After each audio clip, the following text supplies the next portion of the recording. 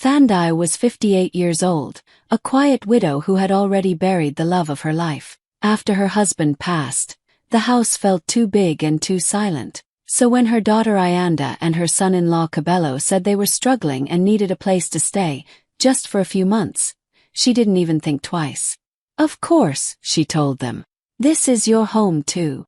But months slowly turned into years. First, everything felt normal. They shared meals. They laughed. Thandai helped with cooking and even babysat her granddaughter whenever she could. She never asked for rent. The house was fully paid off. She and her late husband had worked for decades to make sure of that. She thought family was more important than money. Then little comments started. Small complaints about electricity bills, groceries, water usage.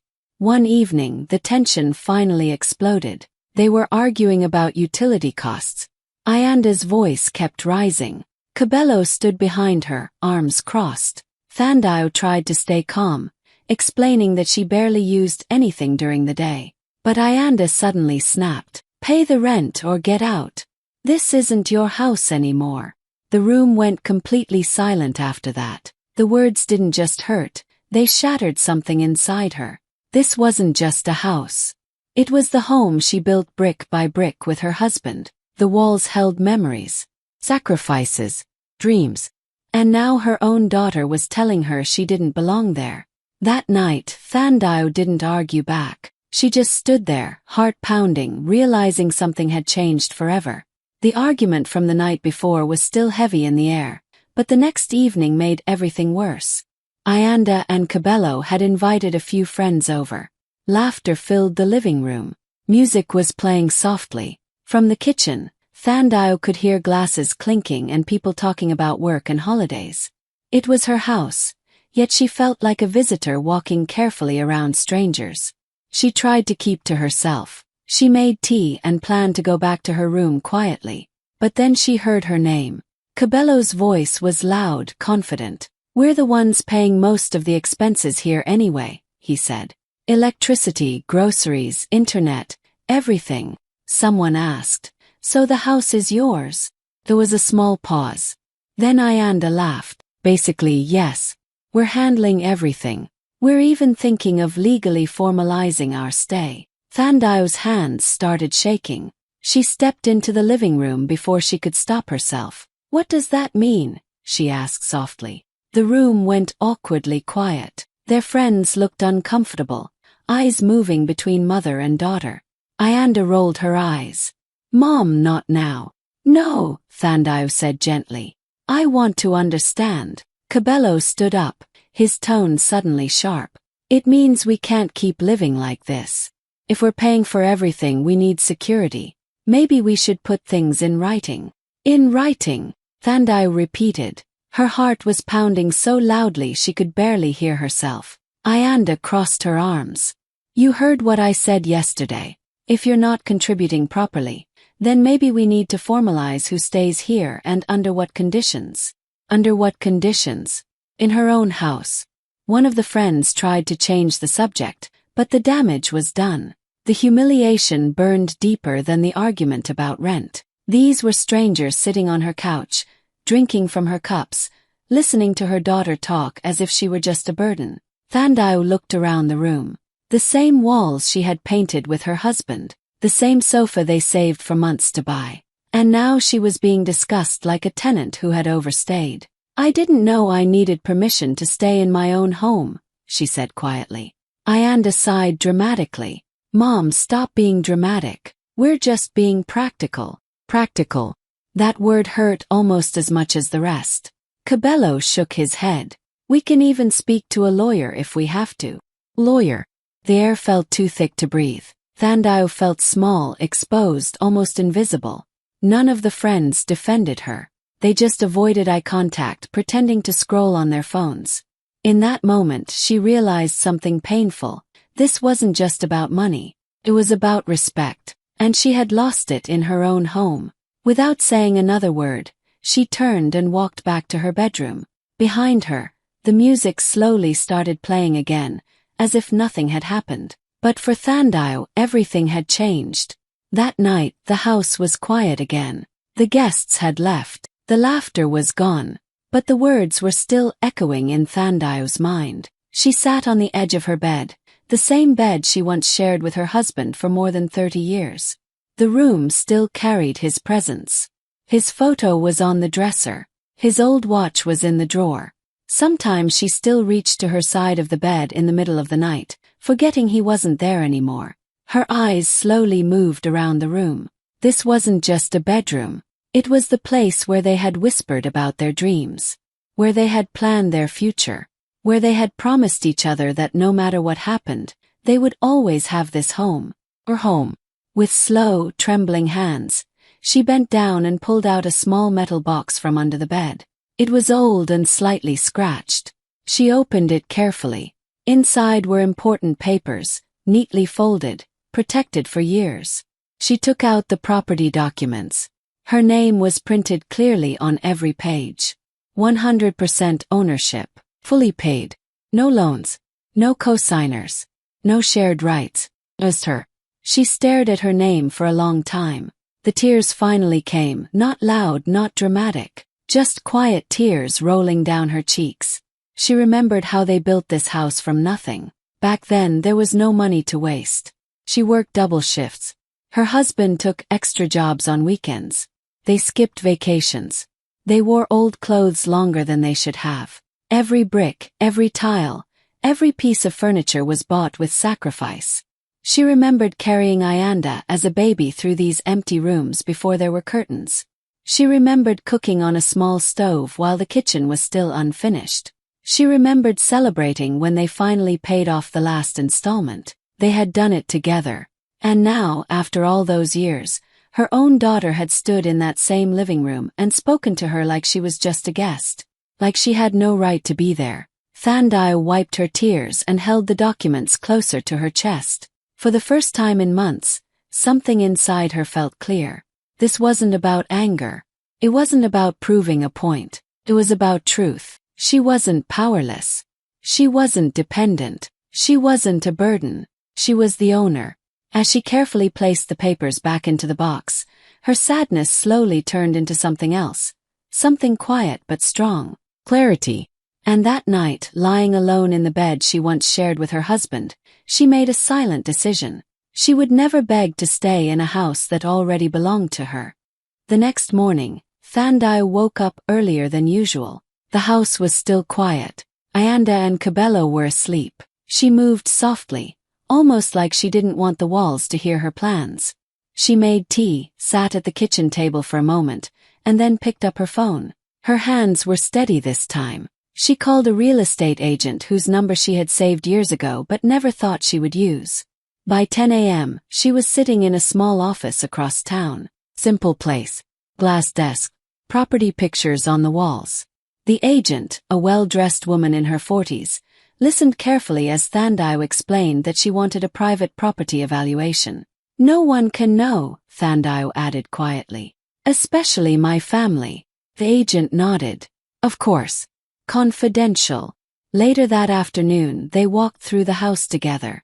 Anda was out shopping. Cabello was at work. It felt strange having someone inspect every corner, measuring walls, checking finishes, taking photos. This is a solid property, the agent said, impressed. And the area has grown a lot. New malls, better schools, security upgrades. Honestly, the value has more than doubled in the last few years. Thandai blinked. Doubled. Yes.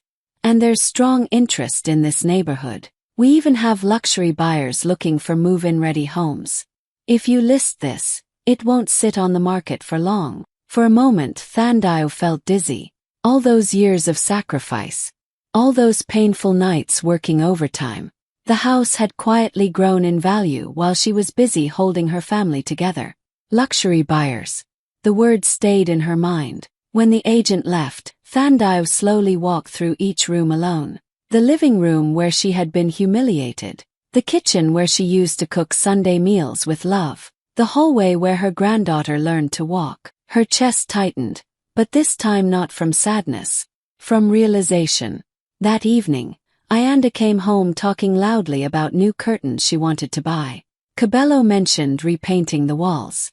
They were planning renovations as if the house already belonged to them. Thandao simply nodded. She moved slowly, spoke softly, even apologized for causing tension the night before. Anda seemed satisfied. She probably thought her mother had accepted her place. But inside something had shifted.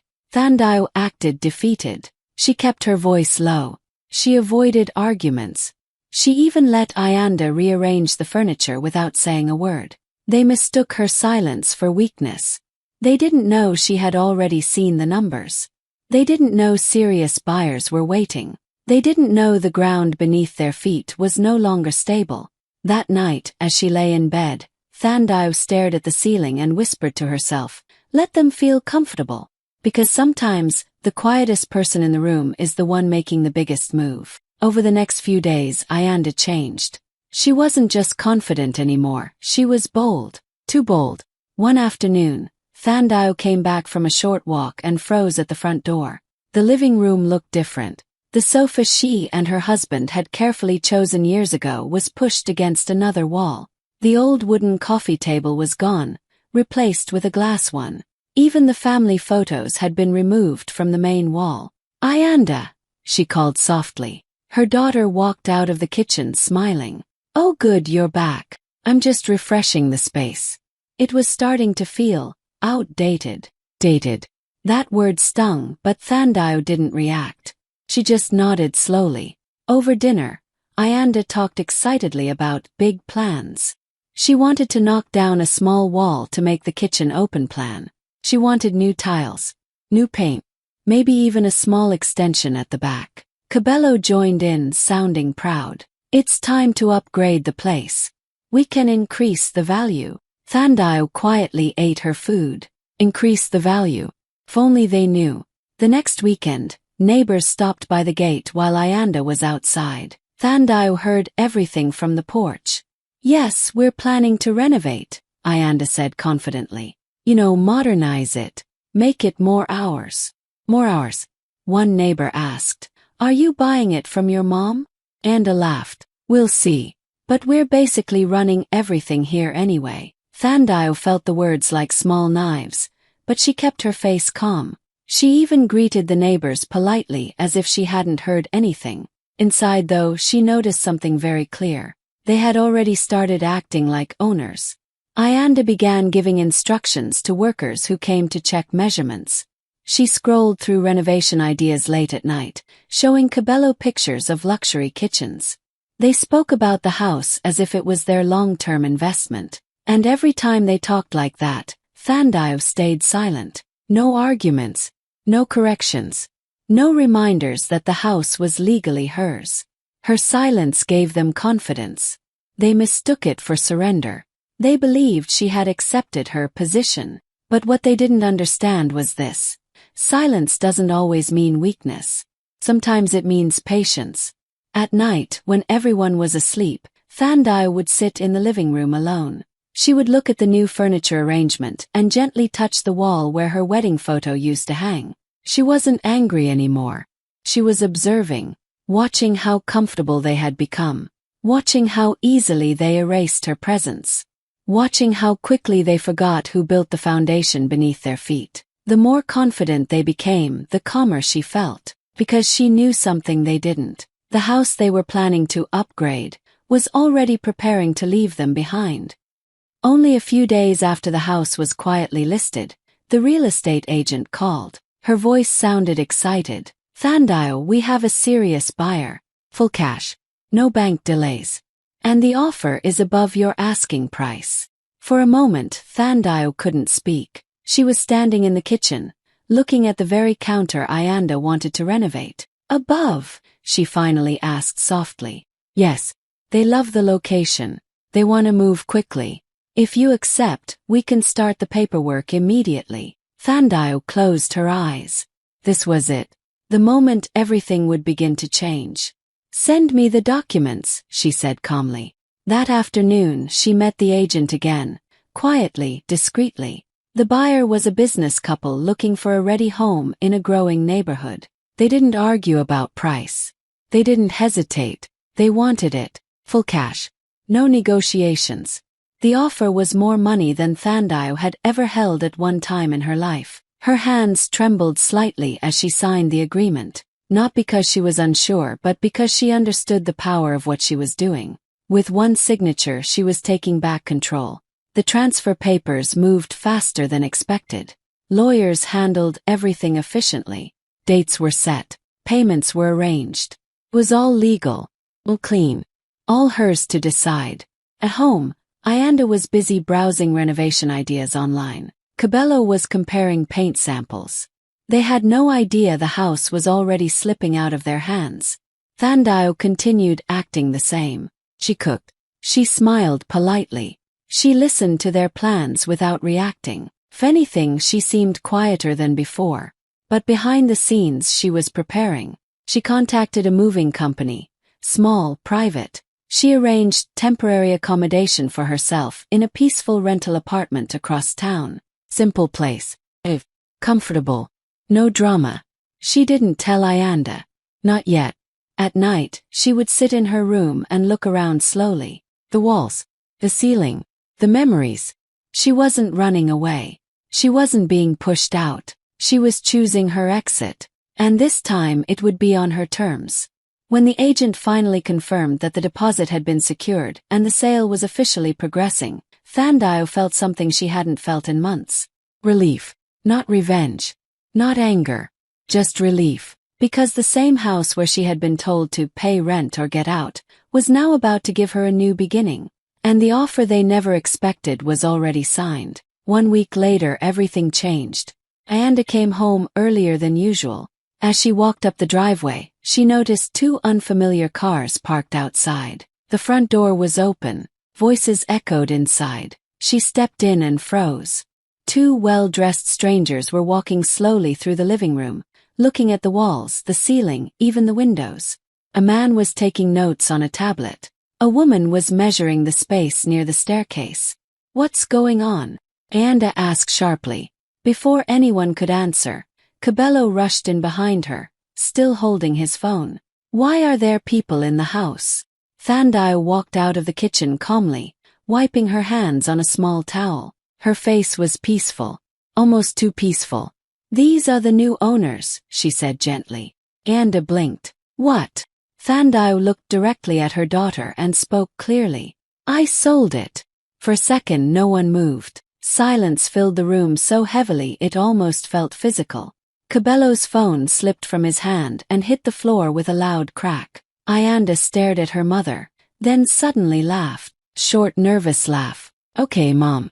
Very funny. What is this? Some kind of drama to scare us?" Thandao didn't smile. "It's not a joke." The strangers continued looking around politely, pretending not to listen, but everyone could feel the tension rising. Ayanda's smile slowly faded. "You can't be serious." "I signed the papers last week," Thandao replied calmly. "The transfer is already in process." Cabello finally found his voice. "You sold the house. Without telling us?" Thandao nodded slightly. "Yes." Ayanda's face turned red. "This is our home." Thandao's eyes softened, but her voice stayed steady. "No, Ayanda. It has always been mine." The words hit differently this time. Ayanda looked around the living room, at the rearranged furniture, at the paint samples still sitting on the table. Everything suddenly felt unstable. "How could you do this to us?" she whispered. Thandao took a slow breath. "You told me to pay rent or get out. I decided to get out." The room fell silent again. The confidence Ayanda had carried for weeks disappeared in seconds. Cabello looked stunned, like someone who had just realized the ground beneath him wasn't solid. One of the buyers walked over politely. "We'll give you some time to process," he said softly before stepping outside. Now it was just the 3 of them. For the first time in a long time, Thandao wasn't the one feeling small. She wasn't shouting. She wasn't angry. She was calm. And that calmness scared them more than anything else. The silence didn't last long. As soon as the buyers left the house, reality started sinking in. Ayanda grabbed the sale papers from the table and flipped through them with shaking hands. Cabello stood beside her, pale and speechless. This says we have 30 days, Ayanda said, her voice rising. 30 days to vacate. Thandao nodded calmly. Yes, that's part of the agreement. Ayanda's breathing became heavier. Vacate. You mean move out? Yes. That one word broke whatever control Ayanda had left. You can't do this to us, she screamed. We have a child. We have plans. We were fixing this place. Her voice echoed against the same walls she had recently called outdated. Cabello finally stepped forward. Mama, this is too extreme. We could have talked about this. Thandao looked at him quietly. We did talk. Ayanda threw the papers onto the table. No, you didn't. You went behind our backs. Thandao's eyes were steady. You went in front of strangers and told them this wasn't my house anymore. That hit hard. Ayanda's face tightened, but she refused to back down. We were just angry, she shouted. People say things they don't mean. Thandao's voice stayed soft, almost gentle. And sometimes those words change everything. Ayanda's frustration turned into panic. She started pacing around the living room. Where are we supposed to go in 30 days? Do you know how hard it is to find a place? School is nearby. My job is close. Thandao felt the pain in her daughter's voice. She wasn't heartless. She wasn't enjoying this. But she also wasn't going to shrink anymore. You told me to pay rent or get out, she said quietly. I chose to get out. The words landed differently now. Not angry. Not dramatic. Just final. Cabello ran his hands through his hair. We thought you wouldn't actually do anything. That sentence revealed everything. Thandao nodded slowly. I know. Ayanda's eyes filled with tears. Not soft tears but angry ones. So you're just leaving us like this? I'm not leaving you, Thandao replied. I'm leaving disrespect. The room went still. For weeks, they had spoken loudly, confidently, planning changes as if she had no power. Now, in one calm decision, she had shifted everything. Ayanda sank onto the couch. The same couch she had pushed against a different wall. 30 days suddenly felt very short. And for the first time since the argument about rent, Thandao didn't feel small in her own home. He felt free. A few days after the meltdown, the house felt different. The shouting had stopped. Now there was only tension and quiet whispers behind closed doors. Boxes had started appearing in corners. Reality was settling in. One evening, Ayanda sat at the dining table, looking exhausted. Cabello was busy on his laptop, searching for rentals. The stress was written all over their faces. Thandao walked in slowly and placed a folder on the table. There's something I need to tell you, she said calmly. Ayanda looked up, her eyes still red from days of crying. What now? Thandao opened the folder and turned it toward them. Inside were new property papers. I've purchased an apartment in Durban, she said softly.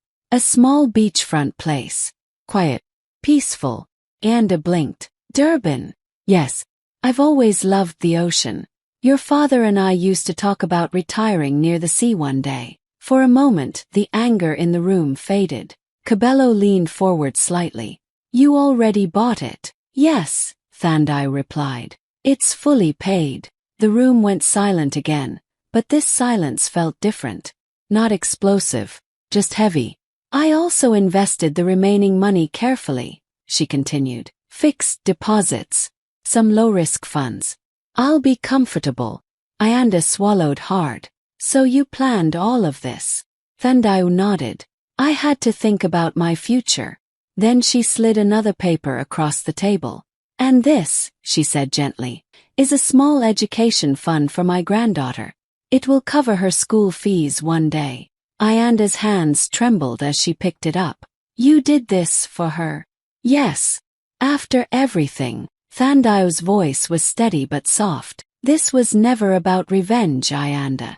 Tears filled her daughter's eyes again, but this time they weren't angry tears. It was about respect, Thandai continued. I will always love you. I will always love my granddaughter. But I will not stay where I am not respected. Cabello lowered his head, ashamed. We thought you were being dramatic, Thandao gave a small, sad smile. No. I was being patient.